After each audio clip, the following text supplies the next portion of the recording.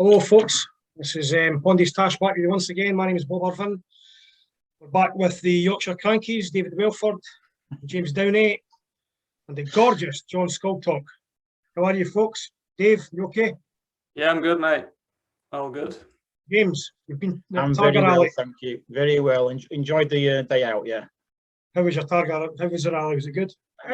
Yeah, I mean, just in terms of just the rarity of the cars you see, it's really good. You know, it's just stuff I wouldn't have expected to ever see on a rally in the UK. Driven quite sort of with a lot of heart and bottled and sideways and really trying. It was really good stuff. Really kind of getting into them. What cars were you talking about? What was it? I was saying, yeah, a Volvo P1800 have been the rarest car, 1964 sort of shark kind of shape, Volvo sports car thing, rear wheel drive, just nice and full opposite lock around the bends and things. It was a great sight. Was it quite constant, the action? You know, for people who don't know much about Targa. Yeah, because they're only sort of like the sort of 30-second gaps, and the test would be like sort of like a special stage and an auto test. So although the actual don't cover a very big area, they go around sort of casual, and they'll double back a bit and do bone-ups, and so that's so you can sort of see most of each test from in one position. Cars are set off every 30 seconds to avoid sort of a collision on the bits where they're kind of doubling back, you know, and so it's all go. It's sort of maximum about 60 cars usually, so the tests are done. It's about 40-45 minutes, and they will usually do the same loop sort of and come back in the afternoon, and then the sort of road sections as well. I know you love your scenic photographs, Bob, so I was going to go up on the North York Moors and do some, but just for you, but the weather sort of like put paid to that idea anyway, so I didn't bother. What about the car preparation? What did it involve? The other seats in it and stuff like that, the back seats and stuff? Yeah, there's that sort of seats, belts. I don't think they need roll cages. It's more just like strength suspension things that's allowed. I think they'll have sort of, you know, strengthened sump guards or some frames, that sort of thing. Other than that, they are kind of quite standard tyres, you know, to avoid sort of cutting up the landing, just try and keep it fair, really. I'm sure there are one or two people we've discussed that are kind of slightly kind of close to the sort of edge with the rules a bit, because I was under the impression that they had to be 1600cc cars, but seemed to be one or two that are kind of like double that at least, shall we say. I think they're a bit sort of you know, quite happy just to have the entries full really sometimes. Absolutely. Is that the type of thing you'd fancy, Dave? John, sorry. Yeah, I know a few people that have done them. They're getting quite popular around here. I'd quite like to have a go. They're really cheap when you look at the cost compared to stage rallies. The ones around here are £50-60 an entry, and for the, I mean, the mileage isn't that different to a single venue. And a couple of guys I know that have done it in completely standard cars.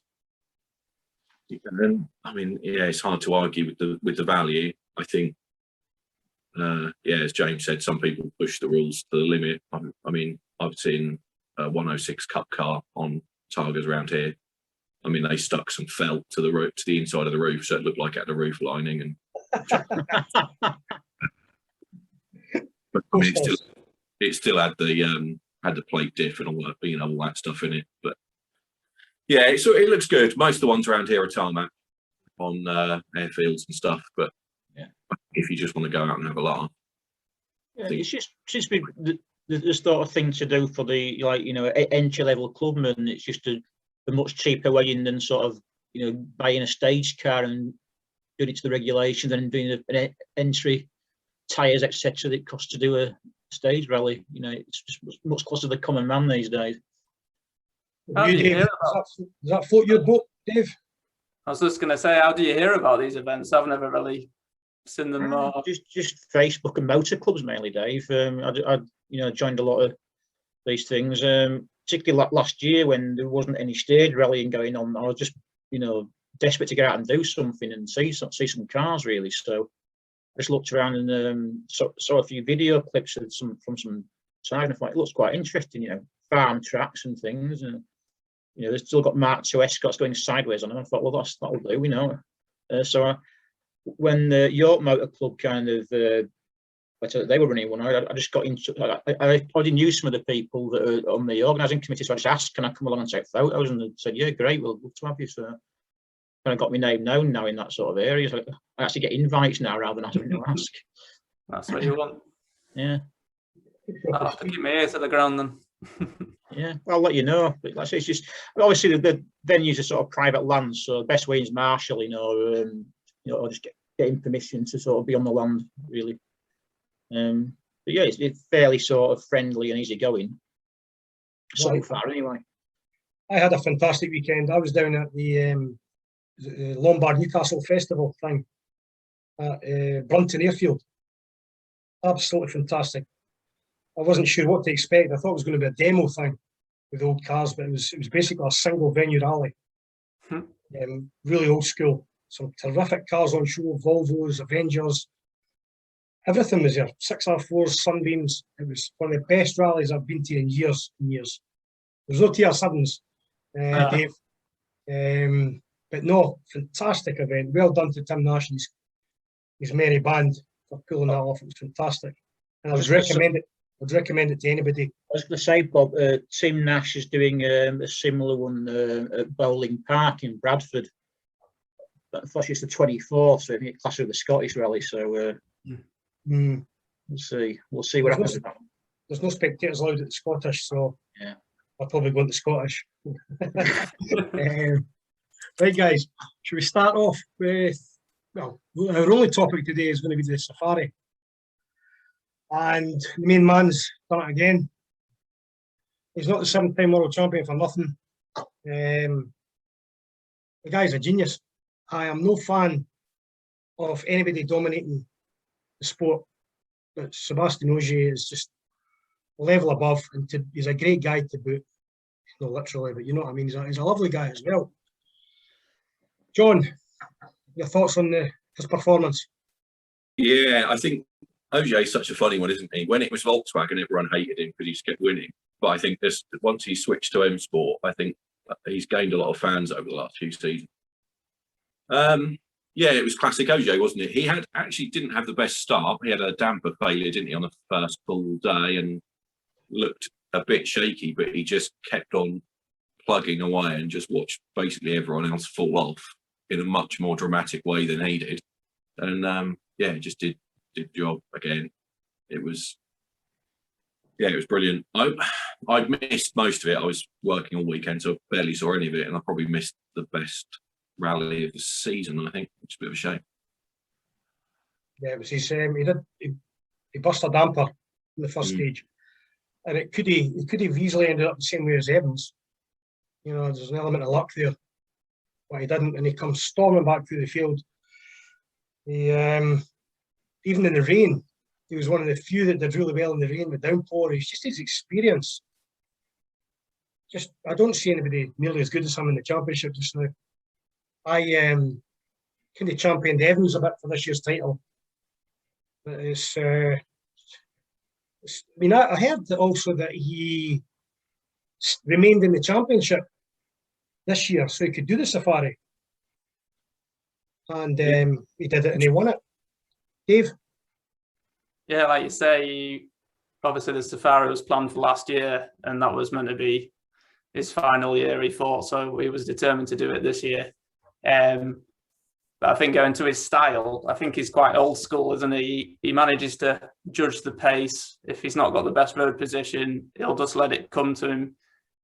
Even in these sprint formats, he judges the pace perfectly, and he makes the most of it on the last day. But like you say, he was very lucky with his damper issues. He had to crawl through the next stage. But I was very surprised when Evans made that mistake. I thought going into the rally, he might have a good chance of winning it as well with his mechanical know-how. I thought he might nurse the car through the stages better than some of the others, but just unlucky with that rock on the inside there. And then Hyundai obviously did the usual self-destruct. I don't know what's going on there. They're adamant they've not changed anything since the end of last year, but there's something amiss. Well, Tache did get a finish. And he won the power stage as well. But what are your thoughts on Ogier, James? He's just, what can you say about him that we've not said already? He's just absolutely masterful, isn't he? You know, that drive just summed it up, didn't it? I think I said in our WhatsApp group when he was about 7th on the first day, don't count him out. He's basically where he needs to be at the moment.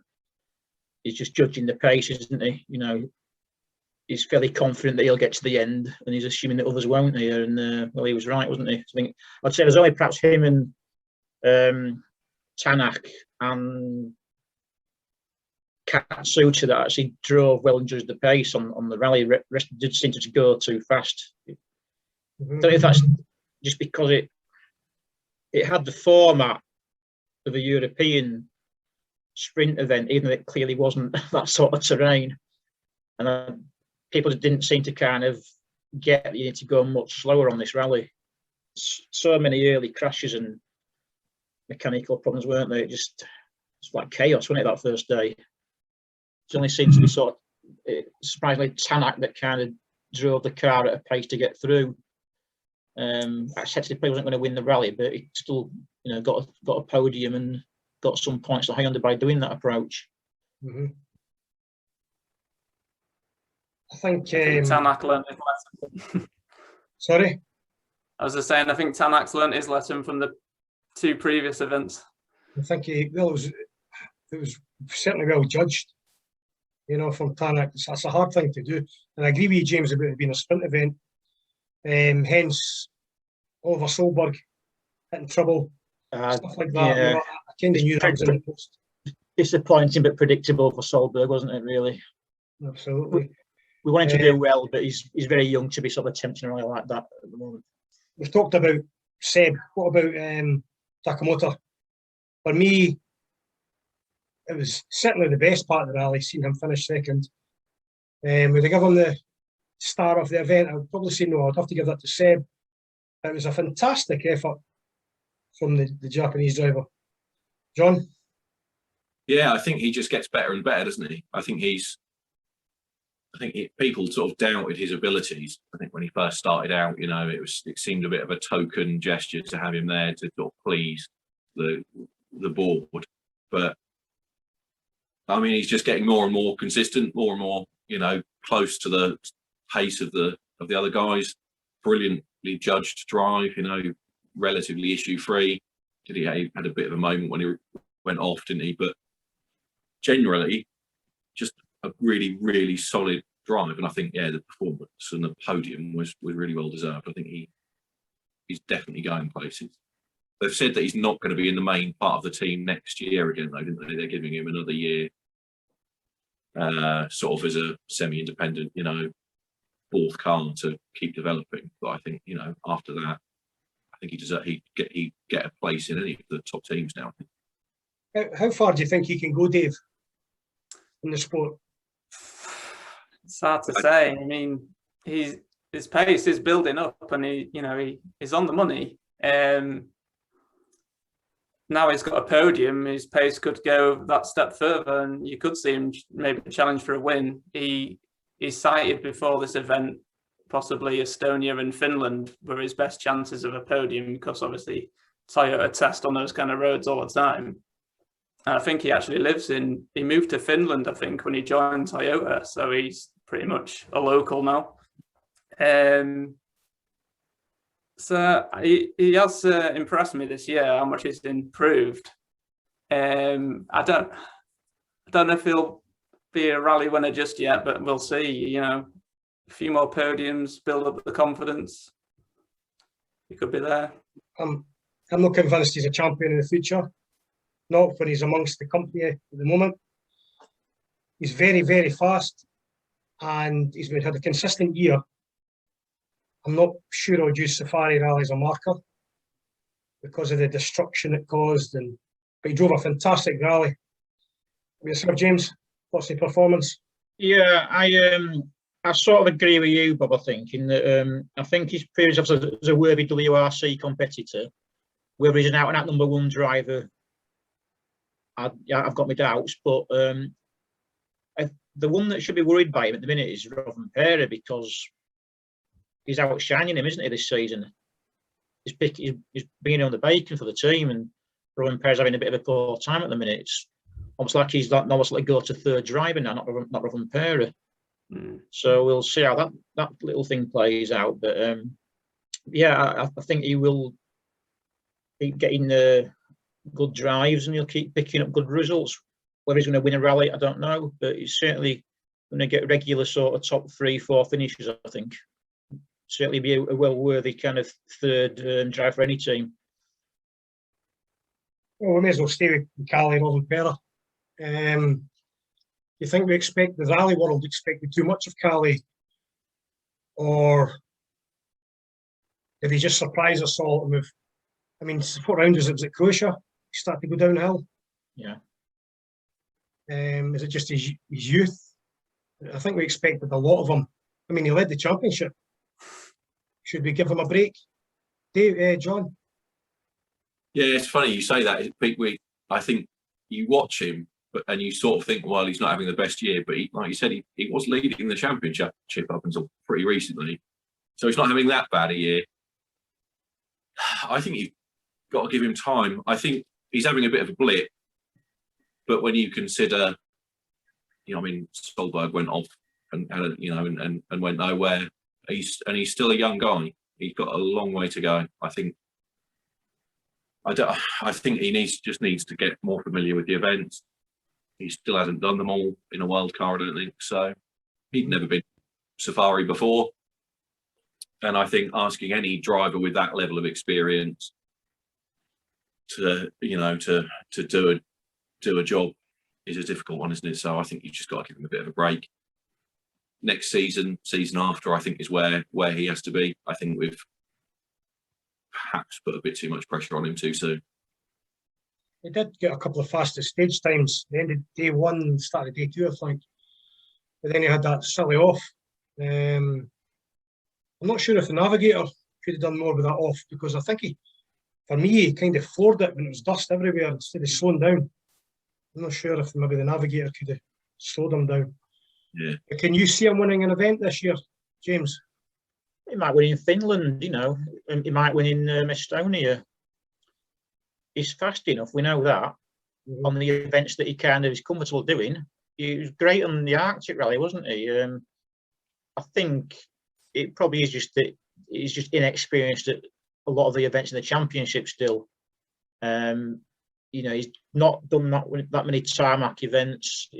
Obviously, will have done nothing like the Safari before. I just think that probably the two events where he kind of probably should have done better would have been Sardinia and Portugal. So that they're the surfaces that really should sort of know what he's doing on. But I think when it comes to sort of events that will suit him a lot better later in the season, we'll see then, I think. And of course, he's still very young and inexperienced, and it's unfair to judge him. But as I say, the minute the fact is that Tache's outshining him at the moment. I know that he's young and inexperienced, but I don't know how long he'll get in this WRC. With these drivers about. There's a lot of very fast people, and I'd hate to see them relegated. What about yourself, Dave? Last word on Cali. Yeah, I think there's just been too much pressure on him this year. I think everyone expected him to win in Lapland. He still did well and came second, but then he ended up with the championship lead, made that mistake in Croatia, which just added to the pressure. And then he's just hit a little dip. But in Safari, he was doing a pretty good job, and he actually did lead briefly, didn't he? When Neville had those two punches, he snuck into the lead. But then obviously he got stuck in that stage, and that ruined it for him. I think he just needs to reset a bit, and hopefully in Estonia on roads that is more suited to, he can show us what he's really made of again. But I think next year will be the year where he needs to really prove himself, I think. Indeed. And now to the my ex-favourite for the title, Tache. I don't know what's happened to him. I think his first day had a bad day, didn't he? He kept stalling, hairpins. I think he got a puncture on day 2. Then he, as I expected, he won the power stage. It was quite a nondescript weekend for Ott, I would have said. Wasn't too much happening. I think he had to finish and possibly win the power stage, and he did both. So not a lot to say on Ott, to be honest with you. James? I thought he drove a good rally in the circumstances myself. I think we all know he's probably the fastest out and out driver of the championship currently. But I think he's had to realise the hard way that driving the Hyundai at that pace, it just doesn't get to the end on the gravel rallies, does it? So he's had to drive a bit more sort of cannily on Safari and get some points in the bag, which I thought he did, because it was not his natural game, as we know. Proves he's a good driver, great driver, and he can do that. Fact is that the Hyundai just are not getting to the end of rallies if they're driven flat out. Yeah, I think that's it. I suspect that was a conscious decision, wasn't it, to go a bit slower and just sit it out. I mean, I think a lot of them underestimated the event, and he, you know, having had some pretty poor results through no real fault of his own, I think he probably just decided to take it steady and make sure he was there at the end and pick up the pieces, which he did. And I think he showed an extra dimension. You know, as James said, I think we all know he's the fastest guy in the series at the moment, and to show that he could have that, you know, more measured approach and score decent power stage points, make sure he was on the podium. I mean, it's too late for the title, but from the team's point of view, I think that's really important, especially considering what happened to everyone else. I think it'll be interesting to see how Ott and Kalle fare against each other in Finland and Estonia. I'd put my money on Ott, but it'll be really interesting to watch. Dave? Yeah, I agree with you guys. Basically, Ott he drove for the finish, didn't he? Because if he didn't finish that event, it's championship over. But with Ogier winning, it's probably championship over anyway. But with Estonia coming up, you'd like to think he could win that one pretty easily. And we'll see what that does for the championship. I think he regrets joining Hyundai. I think he regrets probably extending his contract. Okay, who will we go to now? Neuville. I thought he had a terrific rally. A lot of fast times. He led after day 2. Burst 2 tyres. Can't really put that down to him. Just bad luck. Burst a damper again, as did most people. Feel a bit sorry for Thierry. Dave? Yeah, he was getting a lot of flack for, you know, pushing too hard, but it didn't seem like too bad a pace. It looked like he was going to get away with it, but then the Achilles heel struck eventually. But is that just because of the weak part of the Hyundai rather than what these cars are capable of? Who knows? But yeah, I think he deserved a bit of good luck for a change, but he didn't get it. James? I felt he sort of gambled a bit on this rally with the pace he was doing. It's like he made a conscious decision that he was basically going to try and lead from the front, didn't he? And hopefully it'll get to the end, but it didn't pay off. That's just the way I see it. It was a inevitability about it happening, wasn't it? We just seemed to know it would happen. I mean, he's been accused, as I say, by other people suggested he's kind of was going too fast for the rally and it was his own fault. But I think someone had to kind of like try and take it from the front, and he did. But it obviously cost him. Unfortunate, really. The thing is, it must be a really hard balance between finishing a stage and being fastest in the stage. I don't know how. They won't know how to pace it. It's the first time the rally's ran since 2001. So they can't really judge the pace or anything. I feel he's had an unfortunate year. I'd like to see the amount of fastest times he's scored this year. I think it'll be quite high. Your thoughts on him, John, in the rally there? Safari? Yeah, I think he was a bit unlucky. I think he judged the pace reasonably well. You know, he was setting good times and avoided problems, you know, suspension problems at least. Obviously, he had punctures, but yeah, he was doing all right. So I think he was just about on the right track. But you know, the same types of problems here. I tried to have a bit of a look because they showed some reasonable footage of his car, didn't they? When he had the wheel off after the stage, and I was trying to have a bit of a look, but I just don't understand what's changed.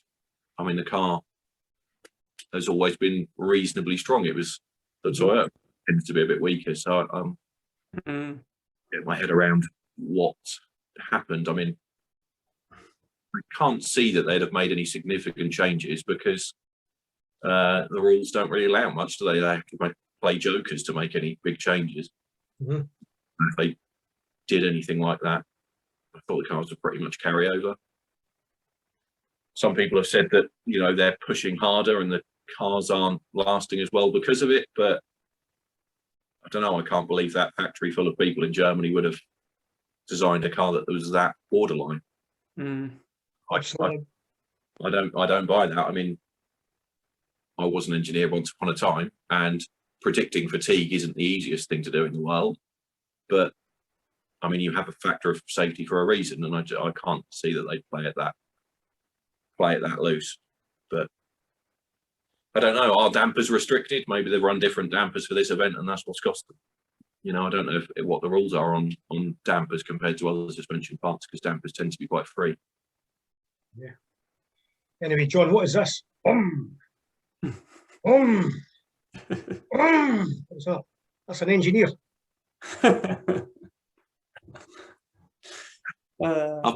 What's this? What is this?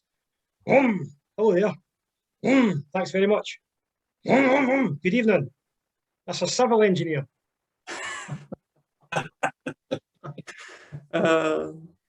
Should we move on to Elfin Evans? Yes, please. Yeah, quickly to now. entertain you my jokes all night. Did I tell you that I got diagnosed with colour blindness last week? That was a real blowout with the purple. Anyway, right, Elfin. Elfin Evans. Not a lot to say. He messed up royally. It was a big rock. It was unfortunate, but that was the end of the rally for him. He wasn't going to do nothing after that. There's not much for me to comment on about Elfin. I think he's now something like 22 points behind Sebastian, and it's going to be a tall order now for him to win the title.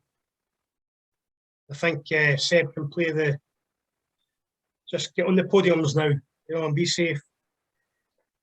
What do you think of that, James? Totally agree with you. Ogier doesn't have to win every rally, does he? He just needs to finish. There'll be Robin Pear in the mix trying to win rallies. Neuville trying to win rallies. And that'll all push Evans down the pecking order when he's trying to win. He has to win them all, doesn't he, now? So I don't think it's going to be possible for him. I can't see Ogier dropping enough points between now and the end of the season. He just doesn't do it, does he? Well, he's not the 7-time world champion for nothing. No, he knows exactly what he's doing. I'm wondering if he's going to continue. For me, he's going to win an 8th, and he's going to want to equal Loeb, I'd imagine. What do you think, Dave? I absolutely hope so. Yeah, I think there's a story breaking on WRC today that apparently he's chasing after a bigger contract now for next year. So he's definitely wanting to go for the record, I think, isn't he? But yeah, Elfin's going to struggle to catch him now unless he manages to win a lot of rallies, and Ogier has a little bit of bad luck. But it's almost a foregone conclusion, I would say. You just can't afford to have these non-scores or hardly scoring weekends when Ogier is performing. He just punishes you. I wonder if team orders will come into play soon, when Evans will get told to a la 1995 with Sainz and Colin, slow down, finish the rallies, and Seb will get the title because he's in place. You know, what do you think, John? Yeah, I think isn't he? He's over 30 points ahead, isn't he, OJ? 33, is it? 33, yeah. 33. So he's got maximum score. So win and power stage win in hand. Don't see how anyone's going to beat that. If you look at the events, we've got EPA coming up, haven't we? Some tarmac rallies where OJ's going to go well. Yeah. The title's gone for Evans, but I must say, I mean, the incident. I mean, he just tried a cut that he probably shouldn't have tried, which I mean, most of them have done at some point. So it was his mistake. I don't think he should be criticised too heavily for it, because I mean, most of them have done it. But I think the one thing I would say is what I do really love about him is after he'd made sure he dragged the car off the road so it wasn't anyone else's way, he then went and tried to move the rock so no one else hit it. I think that says it all. You know, when OGA had problems in Turkey, he was there trying to help fix the car, wasn't he? When he went off and lost the championship in Monza last year, he was slowing people down because he didn't want them to go off. So I think as a sports person, I don't think I can rate him highly enough, but not going to be a champion this year. I agree with you about the sportsmanship. I would have done exactly the same, except I'd have pushed it onto the road. What about Adrian Formo? This guy's quick. I think, did he get a fastest stage time? His first fastest time. I think he drove great all weekend and he got a minute, he incurred a minute's penalty for taking a massive cut, then dropped him behind Greensmith. So much to say about Formo. He's down in that kind of best of the rest, you know. Even though, mind you, Greensmith actually beat him, but the two of them, it's a fascinating battle actually. I noticed that Greensmith never got a mention on the highlights show once. It was Formo got loads of mentions, and this was despite finishing behind Gus. I'm surprised at that. Could you see somebody? Is he producing the kind of stuff now, John, that you could imagine a bigger team coming in for him? Not a bigger team, a team with a better car in the future. I think he's getting there. I think the problem is that I think the teams have got everyone they want, haven't they? I think he's another potential victim of there not being enough seats, because there's rumour, isn't there, of Lappy going back to Toyota. So they'll end up with a good selection of drivers. Obviously, Hyundai have signed Neuville and Tanak on long-term deals. This bit, I suppose, it depends what happens with their third car. But I think people will be taking notice of him. I think he drove really well. I think M Sport's just a bit of a weird situation, isn't it? I think. Did anyone else not find it really strange that half of them weren't even there? They sent a skeleton team, didn't they? And, yeah, they were watching it on TV at home, weren't they? Yeah. So yeah, it's all just a bit weird at M Sport. I think they're just having to save every penny. On the cut, I thought the cut was brilliant. I was a bit disappointed he got a penalty. It reminded me, was it Justin Dale did that on the Jim Clark when he was in the 6? So Yeah. Massive cut off a corner straight line. It reminded me of that. I thought it was brilliant. Did you get a button for that? Or Colin, do you remember the one Colin took on it wasn't the REC, it was the Network Q. It wasn't the Lombard, it was the Network Q. Yeah. Straight across the grass, just out of Marshall. He did it on Safari as well the last time it was there, and he won it. He was taking massive cuts all the time, and they were following him on the helicopter. Yeah. Dave, do you think that he's one for the future, or do you think there's too many good drivers out there? I think Formo is potentially just another, a bit like Cat Suter, is a good, safe pair of hands that can give you good points, but I don't think he's going to quite make it to the top. But I could be wrong. It's a bit early to say. He's only done 2 or 3 events, hasn't he, so far? So, but I think they obviously went into the event with a plan, didn't they? Him and Greensmith, they stuck to a pace that was pretty steady and tried to take off positions when everyone fell out. But at least he got a stage win. That gave M Sport some good news for once. But I think M Sport are just trying to survive this year to make it to the new regulations next year. A lot of people expect them to do well because they always normally deliver when the new set of rules or a new car comes out. But it just seems like they're just becoming such a small team now compared to Toyota and Hyundai. I'm going to stick my neck out here. I'm going to say that Formo's going to get to the very top. I'm not saying his world championship material, but I think he'll get signed by a top team. We all know that Ford's the weakest car out of the three manufacturers, and he was taking fastest times. I think he'll go to a bigger team in the next 2 or 3 years and do really well. James? I think it'd be interesting to see how he goes on the tarmac at Ypres, actually. So that's the surface he will be better on. I think he'll be given sort of more license to sort of go flat out there as well. So if he makes sort of top 3 there, perhaps, or set some fastest time, then we'll know a bit more about how good he is, I think. I think jury's out for me. I think he does appear to have talent, maybe more so than Greensmith and Suninen do. Someone would say maybe that's not saying a lot, but I think he's probably the best driver that they've got on their books at the moment.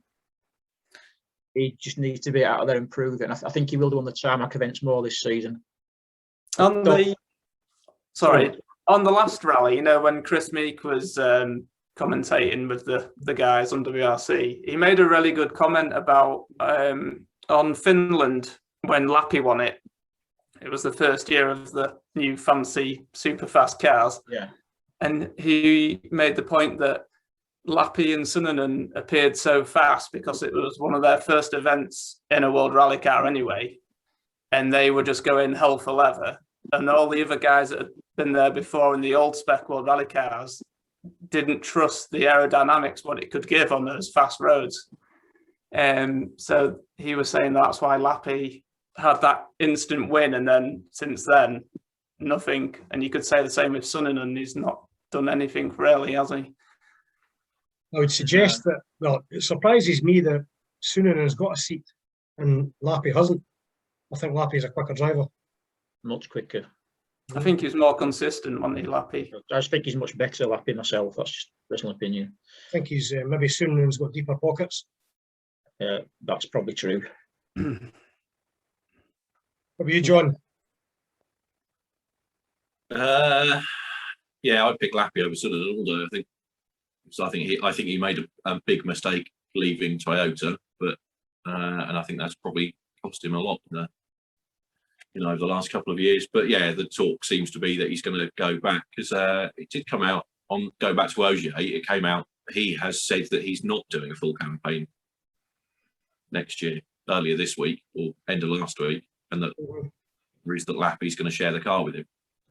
I thought he would, if/when he wins this year, I thought he'd go again. I think he will. I think when who wouldn't, one more year, is it 9 times more? I think he's got the choice basically, and if he wins it this year and he wants to continue, he'll do whatever he wants. Well, he'll do Monte Carlo, won't he? This is over then, and then he'll see how it goes, I suppose. Right, moving on to GG. Gus Greensmith. Not much to say about Gus. Outshone by his teammate. Although he did win because of that penalty. He was consistent all weekend. Didn't have any car breaking incidents, stuff like that. I still think Gus gets a hard time. I do. I think I'd like to see him in a better car actually, to see how he got on. But I don't think it's looking good for Gus when your teammate comes in right away and starts outperforming you. If you can't win a rally, you've got to beat your teammate. And he's not doing it. John? Yeah, I'd agree with that. I think he's becoming quite a solid driver. I think the co-driver changes had a big influence. I want to make comparisons to Sordo, but I think that's maybe selling Sordo a little bit short. But I think he could become a solid sort of third car driver, point scorer. kind of level. I don't think I see him as a champion, but I think he's a solid driver. But yeah, Formo's making him look slow-ish. Not he's showing him up for the for the not top level that he is. And you just Dave said about the new cars for next year. M Sport have got a reputation for building a good car to a new set of regulations, as they did with the current regs and the previous ones. But I don't see where a win's going to come from in that team. I really don't. If the car's really good, maybe Formo. Maybe if he gets more experience this year in the current car. But the lineup they've got at the moment, it's just not enough, is it? Unfortunately, they need to find some more money. I think I'm maybe being a bit unfair because if you what was the last rally again? What was the last one? Did they score a couple of second fastest times? Gus in the last event. Yeah, was it Italy? Italy, Sardinia. What was his best showing, I think, so far? And then one more rally later, I'm criticising them for getting outshone. I wonder if they're doing quite well, considering the car. Have we been too hard, on these guys? I mean, for example, how would Tache and Ogier get on in the Fiesta? When? Dave? In my view. No, I agree with you, Bob. I don't think the Fiesta's quite a winning car still, even with Tache or Ogier. So there is some unfair press on, what Greensmith and that have been doing so far. But I wouldn't say that Greensmith is the top flight anyway. But I don't want to knock the poor lad because he gets enough of that. But yeah, I don't see how M Sport are going to go forward as a winning team without stealing someone like Tache or Ogier again. That costs. Yeah, I think they're in a bit of a hole this time. I know they managed to scrimp and save and snatched Ogier. Then that was only because Volkswagen pulled out, didn't they, last minute? Unless something like that happened again, like Hyundai decided they've had enough of all this bad press. I can't see him improving really. Were you, James? Just how bad is that Ford? Sorry again, sorry, Bob. How bad is that Ford compared to the other cars? So hard to say. It's obviously they don't have the kind of financial sort of backing of a big company, do they? So it's not. It can't have a development that the other cars are getting. So it's got to be falling behind, hasn't it? I don't really sort of see that, that you could put sort of much quicker drivers in it and it'd start winning. That said, I think Greensmith just gets some horrendous abuse on social media, which I don't agree with. I think he's doing okay, but he's not a world beater. And he's not in a world-beating car, so maybe getting 5th, 6th place isn't too bad. But he's been outshone by Formo, and that's not a good thing for him. But as I say, he's got perhaps the poorest of the works cars, and he's getting second fastest times and stuff in some events. So that's a tough one. We're a fickle lot, Okay, isn't he? It's just not what we want. Maybe Gus. He just needs to maybe do like what Elfin did and drop back, do the British Championship, win that, and then come back, with a new look on life. I'm not sure there's that many. Not a bad shout, Dave. I'm not sure there's many spaces for him to come back. Maybe you just don't know. Yeah, in an ideal world, I mean. I think a lot of the drivers now, they're so fast-tracked into the WRC, they don't go through the ranks properly and they don't have any experience of winning championships. I mean, I've got to be honest, I followed British Rally and I had no idea who Greensmith was. So he rocked up at Ford. It's like, who's this? Where's he come from? It's like, I think he's having an R5 on the Rally GB about 3 years ago. And I'm thinking, who's he? Yeah, he only did very few events in the UK and then he's been in WRC for quite a few years doing R5. Don't recall him doing the BTRD and BR series. Well, here's a question for you. John, who in Britain could match Greensmith just now? Which British driver doing the British Championship jump into that car and finish 5th and get 2nd fastest times? Do you think Matt Edwards, the likes of that, could do that? Why did you have to come to me with that question? That is a tough. I would say probably no one, but I think there are, Tom Cave, Reece Yates. I think there's some good drivers out there that could get to that level with a little bit of time. A bit of time to adjust to the car, a bit of time to adjust to the event. I think there's some British drivers out there that are good enough. Well, I see Matthew Wilson's doing the BRC this year. Yeah, he's You doing think, the next round. you think we could still get a tune out of him? No. James? That's a tough thing. He's not really rallied consistently at the top level for about 5 years, has he? So whether the pace is going to be too much for him, I don't know. That will be a fascinating thing to see. I still think Matt Edwards is the man, possibly Ossie and Price as well, as the teammates out there now with Velvet Evans Motorsport VWs. So I think they're going to be top boys again. You think if they did the WRC for a couple of years, they could get a 2nd fastest time? I think they'd be better than Greensmith. If he had something in WRC, I think they'd be better than Greensmith, yeah. I think Austin Price, if he'd got up the brakes he should have got coming out of like junior WRC, I think he could have been better. Yeah. I'd say the same for Tom Cave as well. When he's really on it, he's great to watch. Yeah, I think there's it's a hell of a some step good young up. drivers at the moment, like Tom Llewellyn and George Lepley have got some serious skills. If they, I'm interested to see how George Lepley goes. He does look phenomenal. But it's a hell of a step up. Yeah. It's like, in football terms, it's a championship with the EPL. Oh yeah. Do you agree, John? It's a big step, but I think with time, I think there's a couple out there that could do it. Another one I'd like to throw into the mix, John Armstrong. People rate him. I mean, he jumped in a Rally 3 Fiesta in Poland recently, didn't he, and won the class. Yeah, it's a good driver. Another one who probably doesn't get the break. I'm sorry, we don't mention Chris Ingram either. I'd like to see what he could do in a WRC car. I think he's got a bit more experience in the foreign events, hasn't he, as well? So he would be possibly the next cab on the rank. I read an interview in Motorsport News, I think it was, with Malcolm Wilson, and he said that he doesn't think Ingram's ready. Right. Or experienced. Which is a bit weird, isn't it, of an ERC champion? Well, that is interesting, given that one of his drivers, Gus Greensmith, seems to come from nowhere.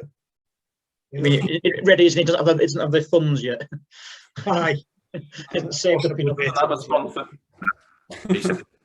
Right, guys, we've only got 2 more drivers to really talk about. I think that's Sordo and Solberg, both off on day 1 early. Not much to say. I didn't expect much from Sordo in this event, to be honest with you. He was lucky not to roll. That was that. And Solberg, I think that was literally a schoolboy error. That's the type of place he needs to go and finish. He can't go to Safari and put the car right off the road in the second stage, at his development stage. He needs to just take it easy and get to finishes, gain experience. I think that'll be quite frowned upon. Dave? Yeah, I think Hyundai, they simply put Solberg in there just to get experience of that event, because they are going to go back to Safari for the next couple of years now that they've decided. So any bit of experience will help him going forward. Yeah, I think he's learned a bit of a lesson from that. Sordo was obviously there to score solid points, which he didn't do, which is unusual for him. And there was only Tache, wasn't there, that really scored points for Hyundai, which is the opposite of how it normally goes. So yeah, it was kind of a shocker for Hyundai. John, where do you see young Oliver going in the next 5 years, do you think he's one for the top, or is he just, he's obviously very quick, he's been driving since he was 5 years old. Is he just there because he's fast and the name, or is this guy really going to hit the dizzy heights like Rovin Pera, we believe? I think he will. I think your name gets you so far, doesn't it? I mean, his name has put him into some cars, but I think his name got him into an R5 car probably. I think to make the jump into a world car more than once, which he's now done, I think probably shows that they see something there. And he's something for the future, isn't he? He's still so young. I mean, next year, well, maybe the year after, depending what OGA does, things get blown wide open, don't they? The second OGA retires, everything changes, because I don't think there's anyone of his overall quality there. There are faster drivers there, but I don't think there's ever anyone who has it all like he has. So I think there's opportunity for someone like Solberg, but he's got to get his head straight. As you guys said, he can't go to a rally like that and bin it on the first day. You can't do that. You can't drive the car enough to get the experience on these events to afford non-finishes when you're at that point in your career. He needs to do as many stage miles as possible. You know, it's not like the old days where they'd spend months and months driving around safari stages in preparation. You know, going there, doing the rally is your shot to learn it. So he's got to wind it in a bit. And I think his dad said in a pre-rally interview that he had to wind it in and make sure he got to the end. And he didn't follow his advice. You know, because of the problems others had, James, he might have got a really good finish if he just screwed it up. Might have got top 3, top 4 there, yeah. I mean, one thing I will say for him, if you saw his interview and we just retired, I mean, he was absolutely crestfallen, wasn't he? He knew what he'd done. So I think he did learn, because like you could tell how absolutely devastated he was in the interview. And he didn't make excuses. He said it was his own fault. He was stupid. I think it's probably hit him quite hard, that. But going back to what you were saying, I think, yeah, the names obviously got him the foot in the door. I think the talent is there. It's on the genes on both sides of him, isn't it? He's got it on his mother's side as well, the Wolfrids and the dynasties, or Swedish rally sort of dynasty there, isn't it, as well? So it is in his blood, and I think he will go to the top. I think he'll learn fast on things like this, and we'll just see where he's at the end of this season. He's not even done a full season of R5 rallying, has he? Let's face it. So he's been more than fast tracked. So you know, he's really, really raw still. Right. I think what I would like to do is mention that we had a Brit in the top 2. This is something that television doesn't seem to, or the British press doesn't seem to mention. Daniel Barrett finished 2nd. And we've got Drew Sturrock finished 7th. Was it 7th? I think it was 7th. Yeah. I think it's getting worse. The coverage of navigators is dreadful. So a shout out to these guys. What was your thoughts on the actual event? Compared to the old marathon, what did you think of the stages? For me, some of it was just like bag shot. You know, in the south of England, it was just. I was hoping for dried out riverbeds still, places where they had to use their head and slow right down, but it was such a sprint event. The rain was a leveler for sure. John, what did you think of the actual event? Yeah, I liked it. I'm gutted I didn't get to watch it live. I think there was probably more pressure on this event than on any other WRC event for years, wasn't there? Because people had such high expectations of what a safari rally should look like. And, you know, it is the kind of poster child, isn't it, of long endurance, tough rallies. Yeah, and I think as we saw that everyone underestimated it. I don't think they realised how difficult it was going to be. I think for me it worked really well. I think it would have been nice to maybe, like you say, see a little bit more of the terrain that we used to see. I guess they're a bit limited on where they could go. with it having to all be on private land. But overall, I think they did a really good job of it. And I think,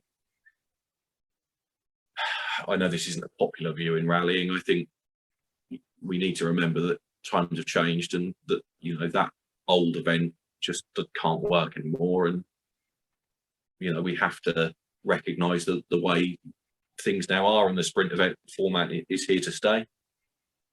And, you know, I think within the restrictions that they had, I thought it was probably almost as good as it could have been. I think they did a really good job of it, and it certainly tripped a few people over. Dave, did you enjoy the event?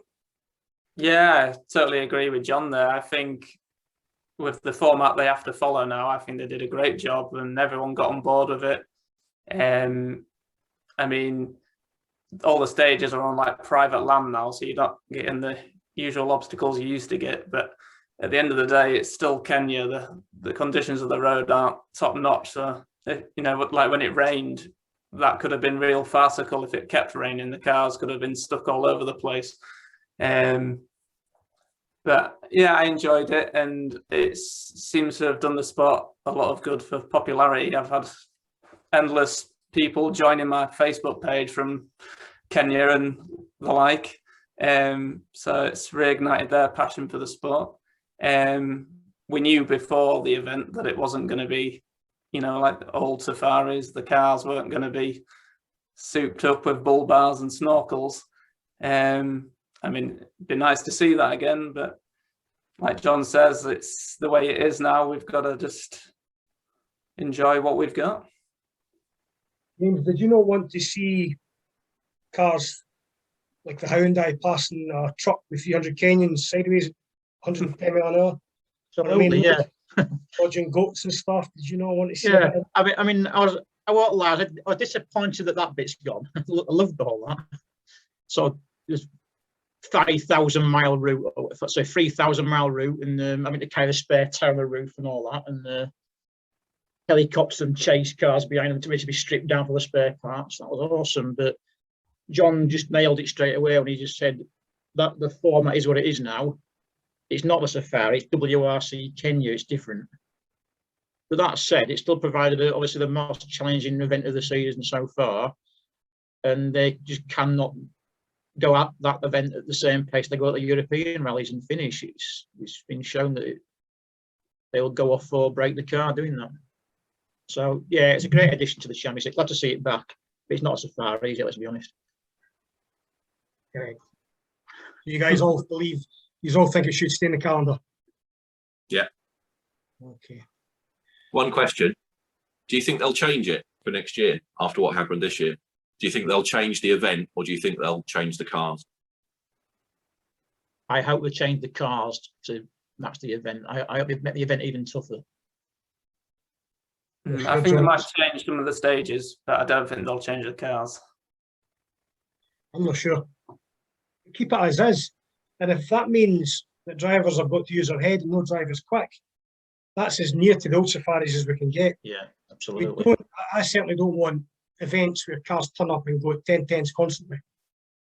It's great to spectate and see that kind of thing, but it's also great to see the drivers using their brains, you know. And that's what you look at Colin McRae, who was the fastest driver in the world, perhaps not the best, but he was the fastest, yet he could win the safari, you know. And this was Mr. Brains Out McRae, had the mental capability to drive that car to a finish, to a victory, you know.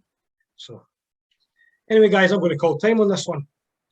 I must mention my advertisers, ScottishGritting.com and Steve Hartness Competition Tyres. I'd like to thank the Yorkshire Mafia, Dave Welford, Jimmy Boy Downie, and Mr. Darth Vader himself, Jim Scoltock. Next time, thanks for watching, guys. Do you know they're just now? Bye the now.